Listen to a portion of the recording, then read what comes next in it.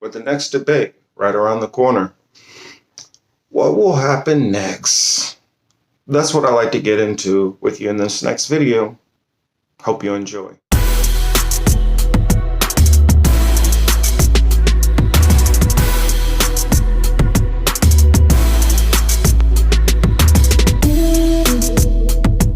It's narrowed down to 7 candidates that will be making the debate stage so far.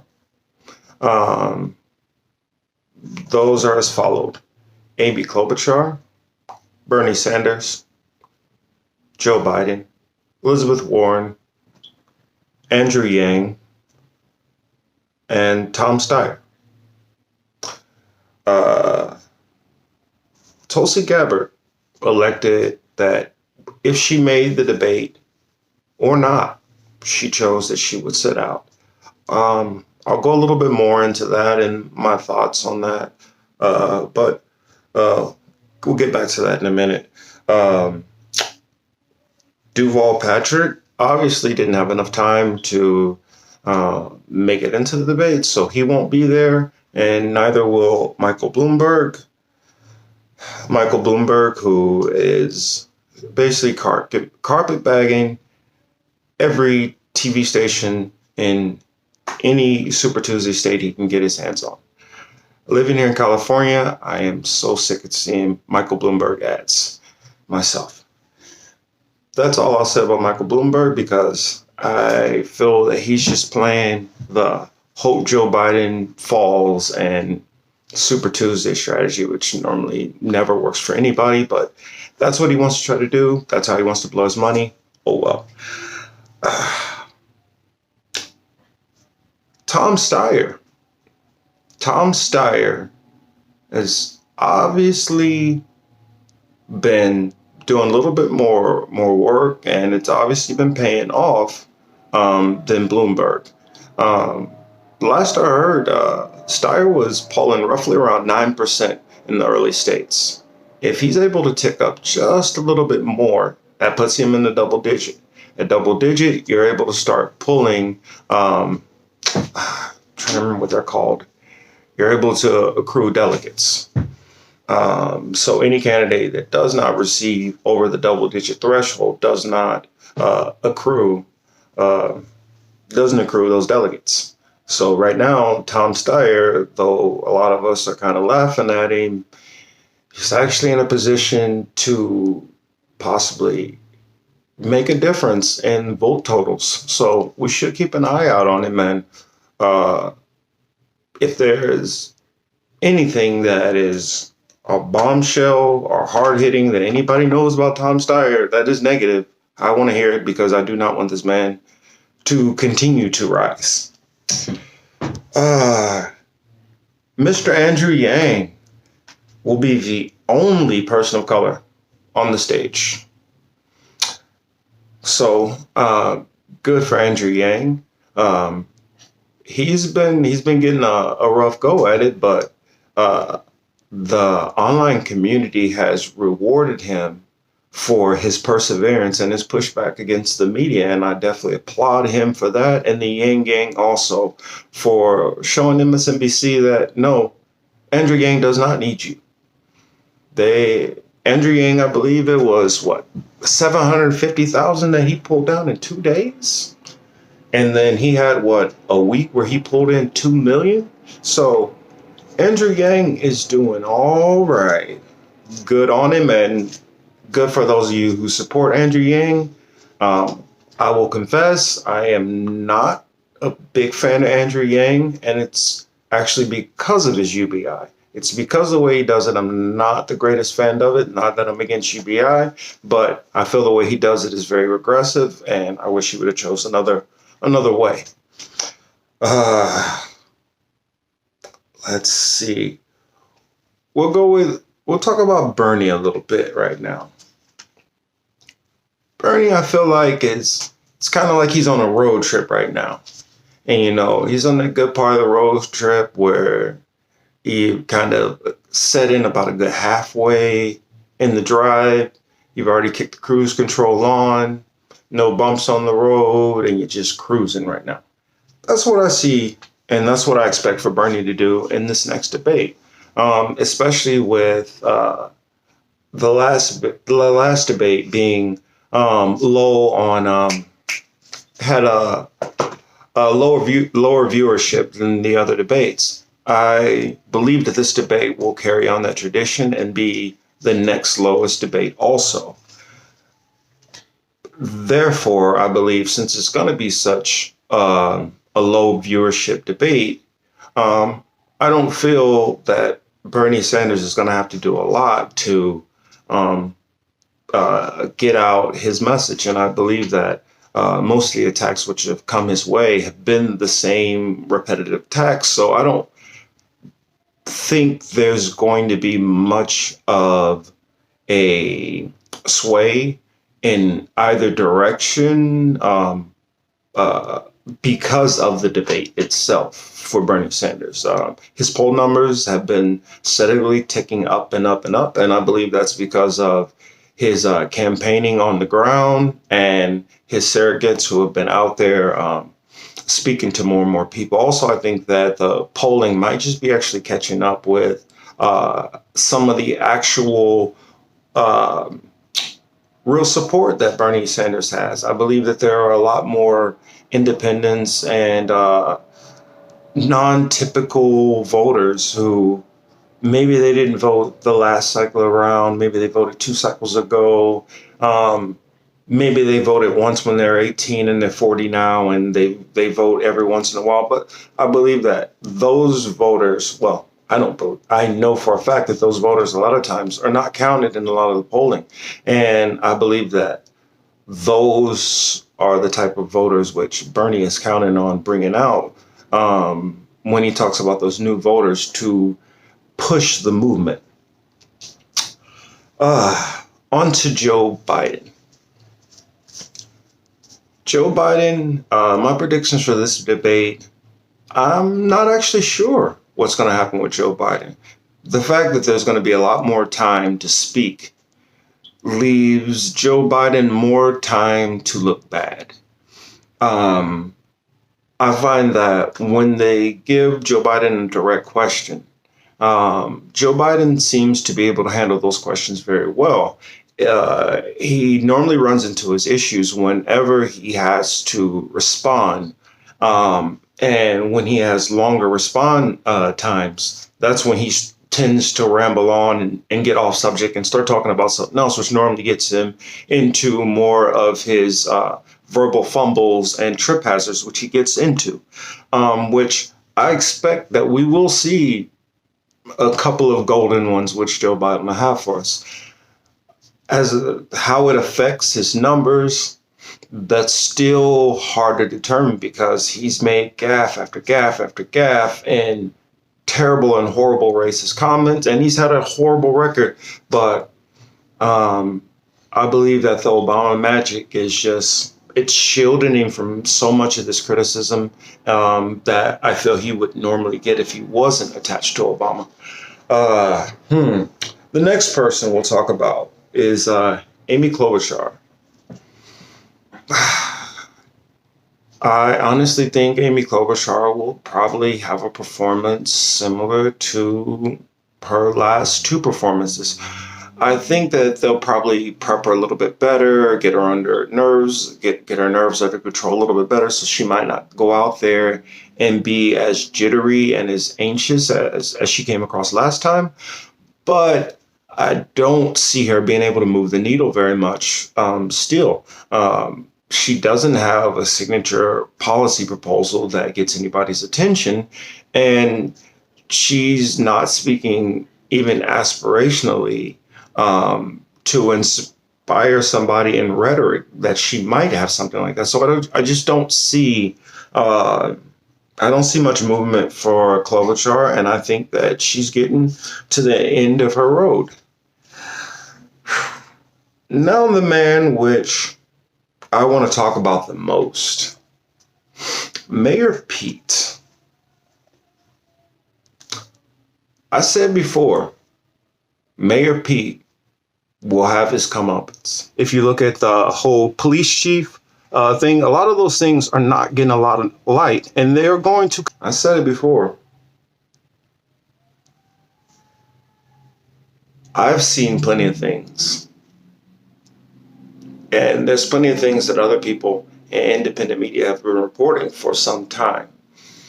It was just a matter of how long it was going to take before those critiques and those things that have been noticed in independent media finally, or not only independent media, local South Bend media actually started to get out, and things that are starting to happen there.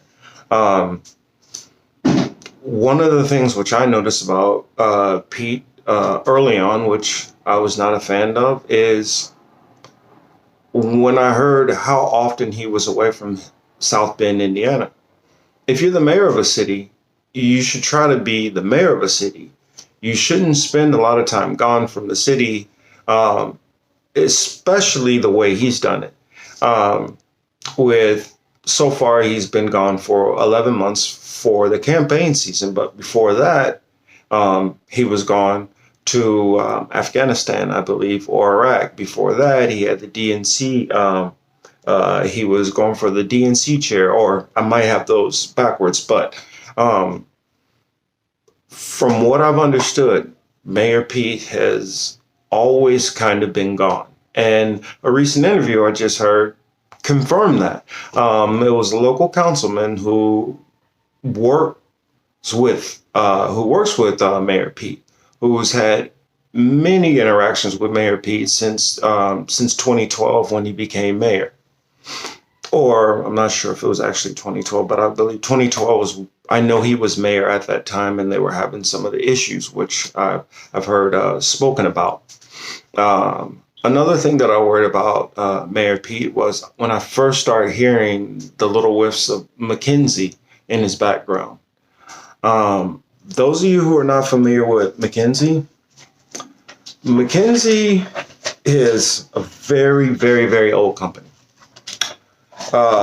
McKinsey actually started out as just a consultant company to military, I believe. Actually, hold on one second. I have that note. Hold on a second.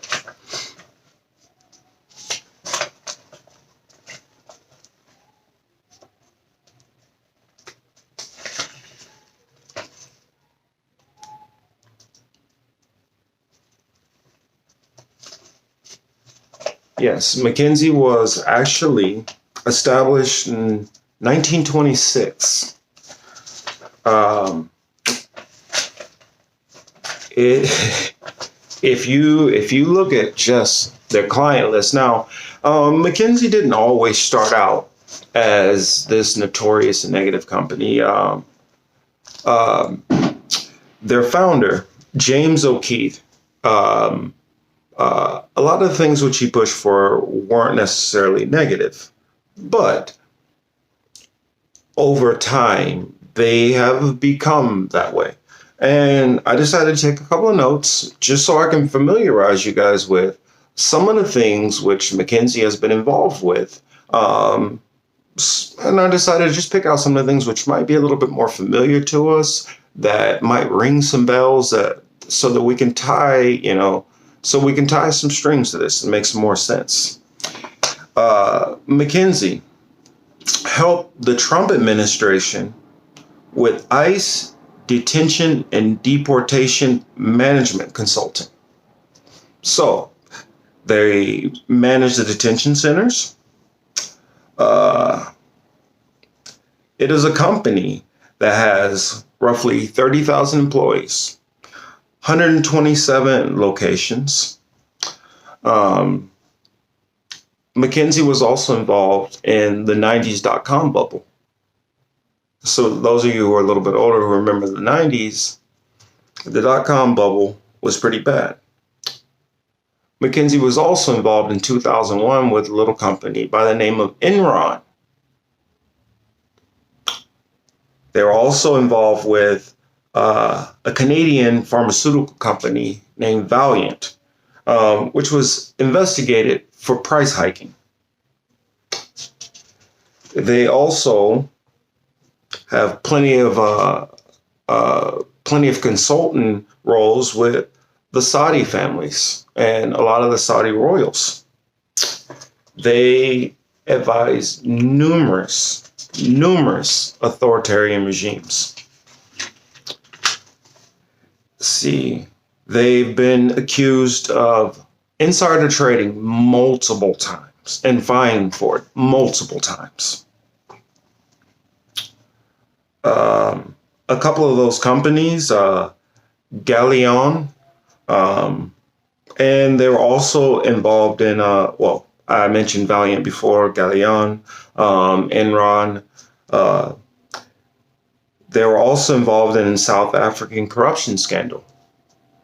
They also had a role in the Trinidad and Tobago Petrogen collapse, which was one of their major companies there, which led to massive recession and many problems in that country. They were involved with embezzlement in Mongolia. And they're also part of the social engineering program in Myanmar, which has been going on. And then almost forgot, last but not least, they were also involved in consulting many of the pharmaceutical companies here in America as far as the opioid crisis. That's a little bit, just a little taste of what McKinsey's been involved in. Now, you could easily say, well, that doesn't necessarily mean that, well, Pete's involved in all those things, and that's a fair argument. But any person who's going to be involved with a company that does those kind of things, you have to ask yourself, even if they're not doing it, why would you align yourself with a company that basically acts as if it has no morals? Now, if you're perfectly fine with that, that's fine and dandy. But I feel if you're willing to work for a company that will do those things, or you yourself doing those things also, those are a problem, especially running for, the Democratic nomination. Let's say that even if he said, you know what, that's why I left the company, because of those problems. So, I don't condone their actions. Well, I haven't heard Mayor Pete criticize or critique them for any of these things, or say, you know what, I made a big mistake working there. A lot of the things that they do don't support my values, but I've never heard that from him. So I have to take it that he doesn't have a problem with any of the things which he did while he was at McKinsey, nor does he have a problem with the things which McKinsey does itself. The way I look at it, either way, both of those scenarios are not good scenarios. Mayor Pete, if you look back to an article which he wrote when he was in high school, that article praised Bernie Sanders, praised his the things that he wanted to do in this country, and said that they made sense and that they were the way to go. Somewhere along the line, Mayor Pete went from believing that Bernie Sanders' ideas were what we needed in America to believing that none of it is logical, that it's all silly, and we shouldn't do it. Now, some people do make a massive transformation as they grow older and they change their views. That happens all the time. But I'm a person who believes that money talks, and it's pretty easy. I always believe just follow the money, just like they've always said, follow the money. And one thing about Mayor Pete is Mayor Pete has a lot of money around him. And a lot of that money are pharmaceutical industries, are Wall Street, are a lot of these people which McKinsey advised to. So what I see is he kind of just wants to continue that same mentality of work, which he did at McKinsey for the country. I mean, are if you guys are familiar with Tim Black, or if you're not familiar with Tim Black, I hope that you would reach out and try to find him. Tim Black just recently did an interview with a councilman from South Bend, and he laid everything out about just different ways or different approaches which Mayor Pete did in that city and how it affected certain parts of that city. See, my my argument and my feeling with Mayor Pete is one of those types of people where he comes up with things and he comes up with ideas in theory. And in theory, a lot of the things make sense, and he can make this thing that doesn't necessarily work out that way balance out with this thing over here, which is going to work with that thing, and he's going to just combine it all together. He's going to make all these things just work. Well, his track record in South Bend shows a whole different story.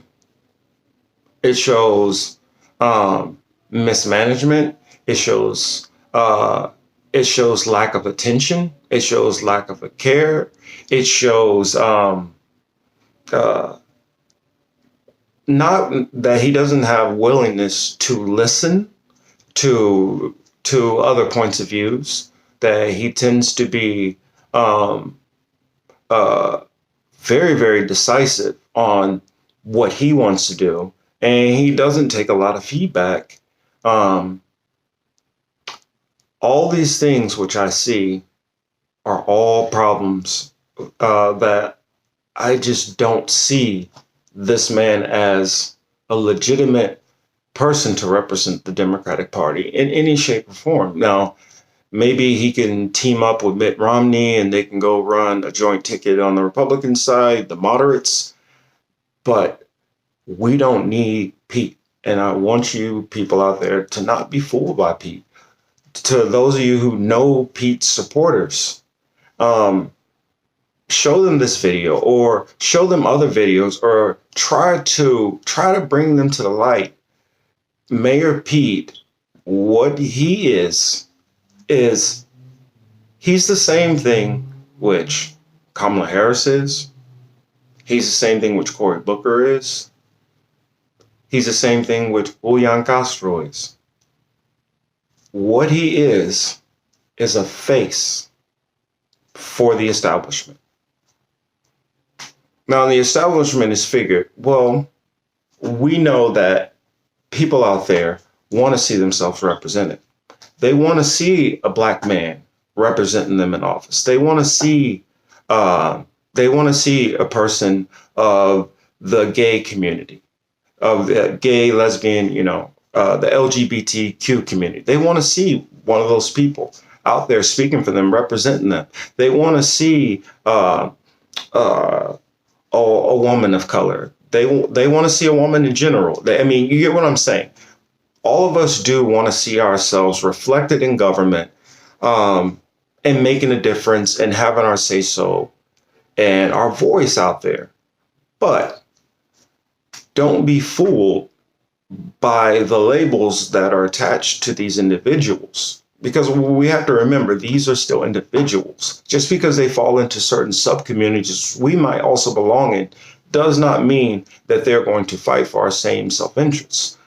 I argue that though they might fall into our different subcultures, whether we are Black, Latino, Asian, gay, straight, lesbian, whatever subgroup that we may fall into, maybe we're both lawyers or professors or scientists or whatever it is. What's most important at the end of the day is, are those policies going to be beneficial for you, your family, and for other families, especially families who are not doing as well as you are?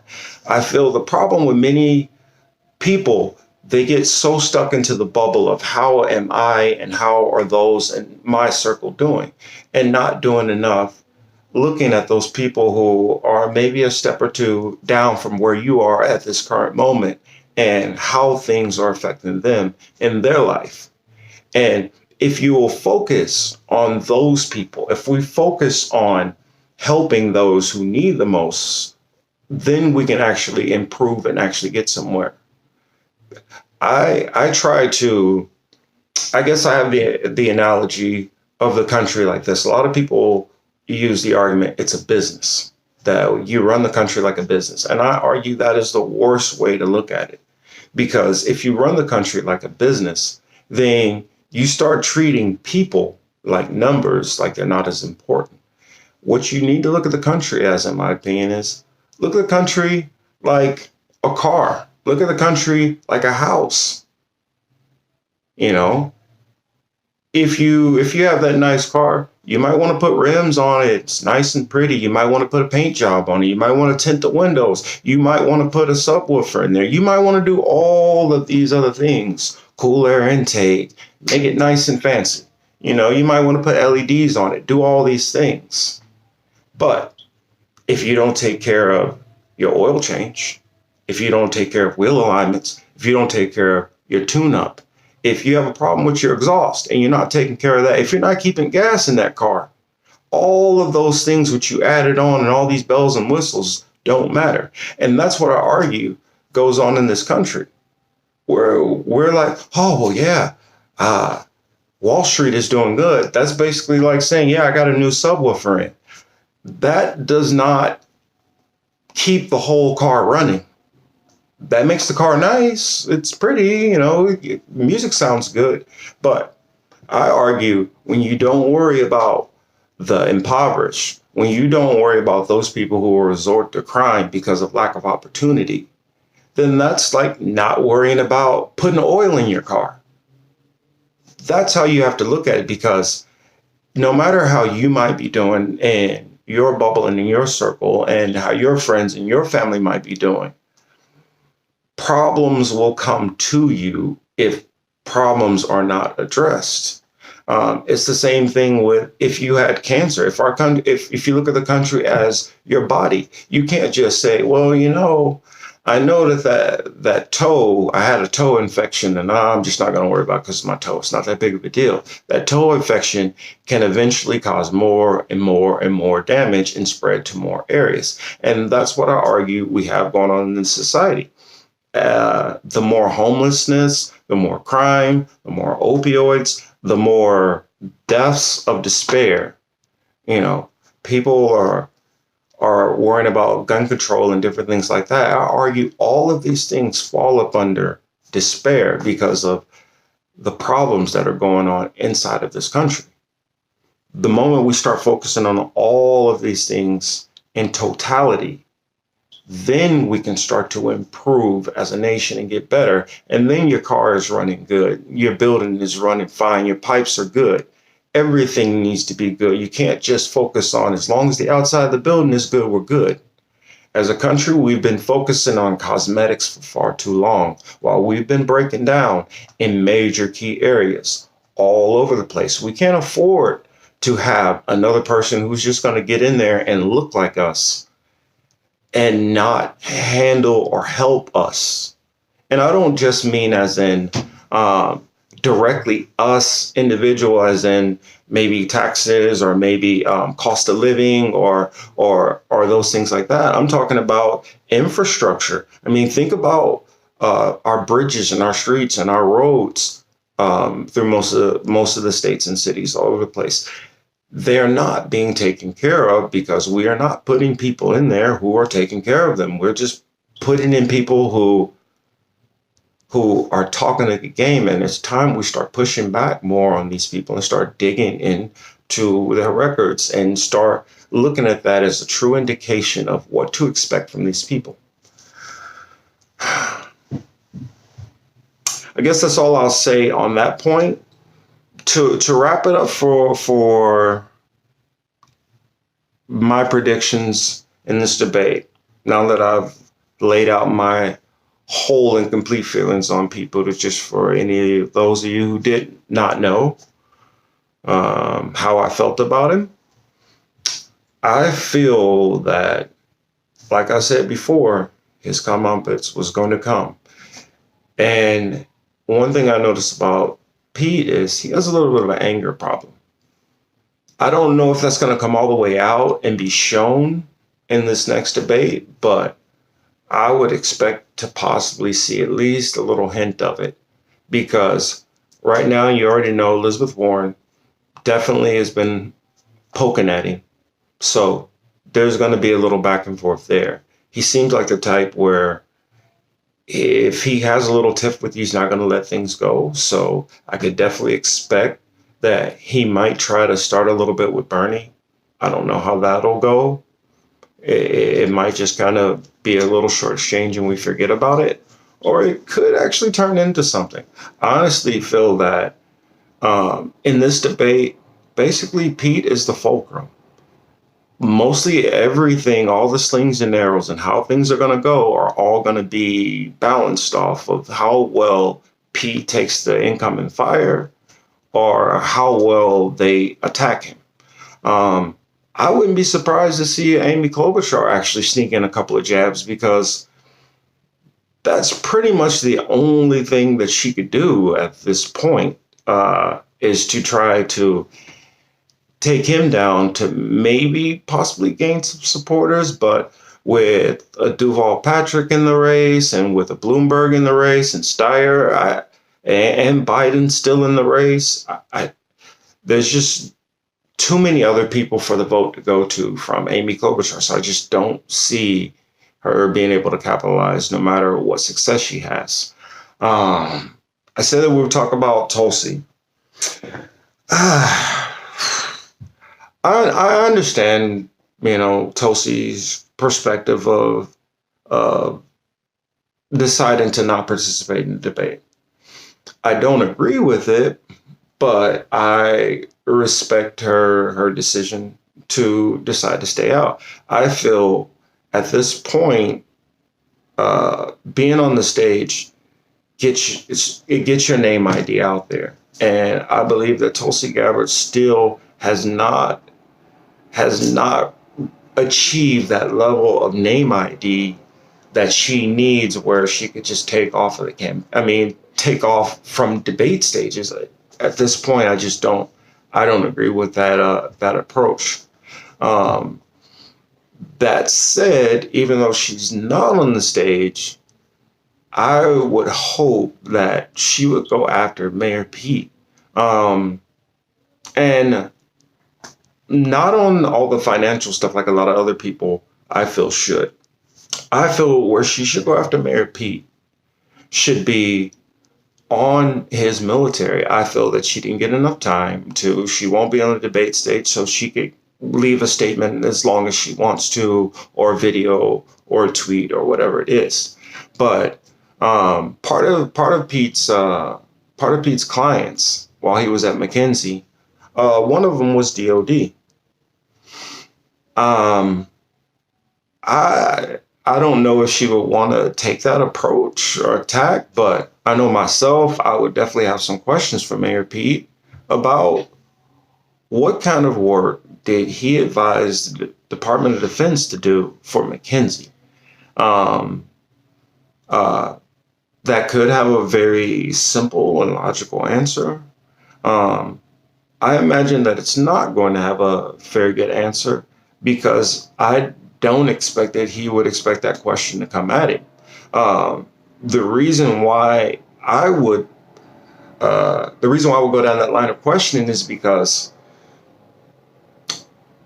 the only time the Department of Defense calls in a multi-billion-dollar company like that is when they're doing something that's a little kind of dicey, and it's not something that we would do in-house, something that would normally go against the way that we would naturally do something. That's the only time you would bring in those type of advisors. So I would be very, very interested in hearing. I would be very interested in hearing his answer from that. Also, if I was Tulsi Gabbard, Um, I probably would have brought up the fact of when he went to Afghanistan or Iraq. I get them mixed up which one he went to, but this was not that long ago, and it was for about 7 months. Um, to me, it looks like the act of somebody who knew that they were about to run for president and trying to beef up their resume to look good because they don't have a lot of concrete things there. Being the mayor of a small town, there's thousands of mayors all over. What makes you very special? Okay, you speak a couple languages, but that's not going to make a difference on how well you make decisions just because you can say it in a different language. Um, Another thing, um, I think that because he had the military and the Rhodes Scholar, they felt like, well, they'll just say that you were in the military. And there's a lot of people who just did 4 years, 5 years, 6 years. And so, your military experience is kind of a wash.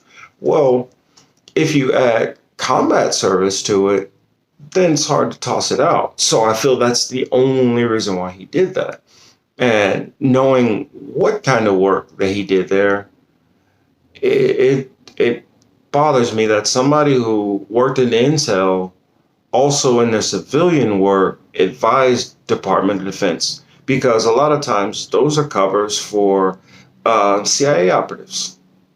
And not saying that Mayor Pete is a CIA operative, but there's too many questions for me about him on that front, and I would just start asking, see where it goes. Um, After the debate, I guess I'll give you my wrap up on what I think the fallout of the aftermath will be. Who sticks around? Who advances? Who's a winner? Who's a loser? Who stayed in the same spot? Um, that's about all I have for you. I hope that you are enjoying your evening. I hope you enjoy my content. Hope you like, comment, share. Also, follow me on Twitter. If you're not following me on Twitter, it's at Real Marcus J. Cage. At Real Marcus J. Cage. Have a good one.